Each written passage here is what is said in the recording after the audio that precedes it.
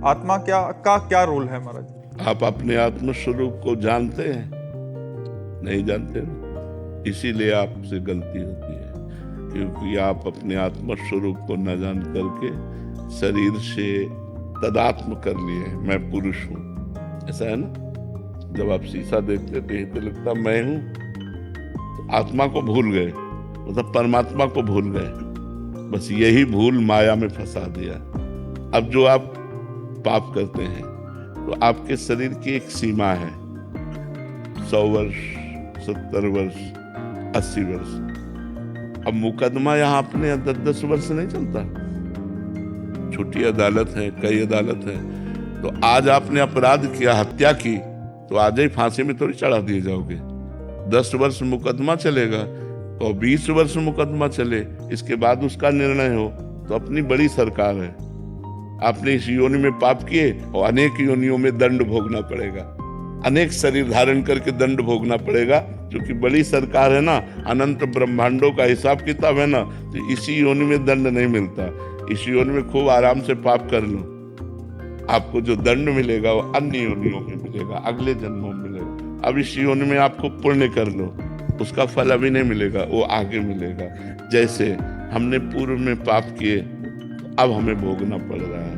पूर्व में पुण्य किए तो वो अब मिल रहा है, लेकिन अब आप कर्म कर रहे हैं और पूर्व का पुण्य चल रहा है, तो चकाचक आनंद है। अब पुण्य कर रहे हैं लेकिन पूर्व पाप चल रहा है, बड़ा दुख, बड़ी परेशानी, बड़ी समस्या है। इसीलिए लोग समझ नहीं पाते कि धर्मात्मा पुरुष दुखी है और पापात्मा सुखी है। इस निर्णय को नहीं समझ, ये हमारा भगवान का कानून है, इसलिए भोगना पड़ता है, अन्य जन्मों में भोगना पड़ता है।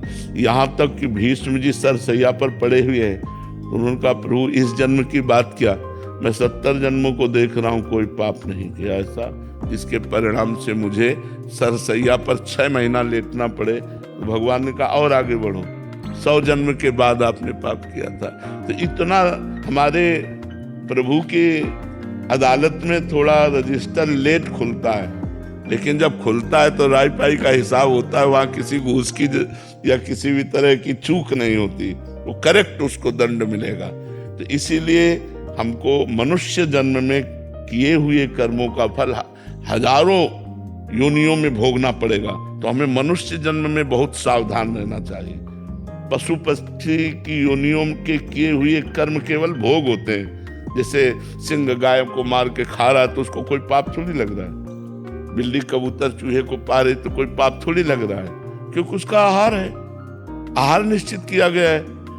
मनुष्य अगर मुर्गा खा रहा है, बकरा खा रहा है तो पाप कर रहे हो, क्योंकि वो तुम्हारा आहार नहीं, तुम्हारा रोटी दाल आहार है, तुम्हारा साग सब्जी आहार है, घी दूध आहार है। ये तुम्हारा मांस बकरा भैंसा मुर्गा जो खा रहे ना, ये दुर्गति को प्राप्त होते हैं। अब इस जन्म में जो हम कर्म करेंगे हमें आगे जन्म मिलेंगे, हिसाब ऐसा है।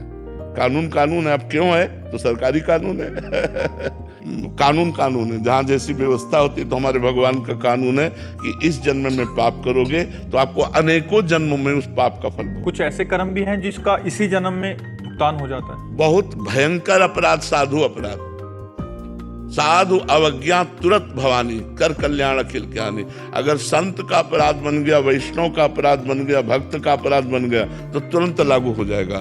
तो साधु अवज्ञा तुरंत भवानी, महापुरुषों का अपराध कर देने पर तुरंत लागू हो जाता है, वो परेशान हो जाएगा। ये हमने देखा है। तो अभी उस दिन बताया था कि जगदीश्वरानंद के अपने गुरु को जहर दे दिया,